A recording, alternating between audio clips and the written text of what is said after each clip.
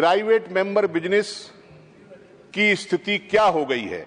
सदन की पूरी कार्रवाई का समय तो घट ही रहा है, लेकिन प्राइवेट मेंबर बिजनेस का भी हिस्सा सदन की कार्रवाई में बहुत कम हो गया है।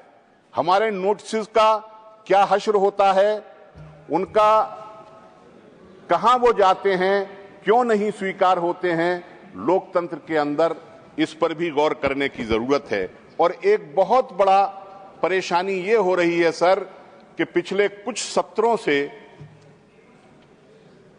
विभिन्न मंत्रालयों के द्वारा हमारे प्रश्न स्वीकार नहीं किए जाते हैं, डिसअलाउ कर दिए जाते हैं। और कुछ तो प्रश्न इस प्रकार से डिसअलाउ हुए हैं जो नियम है डिसअलाउ करने के, जो उनकी जो क्राइटेरिया है उससे बाहर जाकर के डिसअलाउ कर दिए जाते हैं। मैं समझता हूं कि आप इस पद पर रहते हुए मेंबर्स के अधिकारों का विशेष ध्यान रखेंगे और प्राइवेट मेंबर बिजनेस को महत्वता देंगे।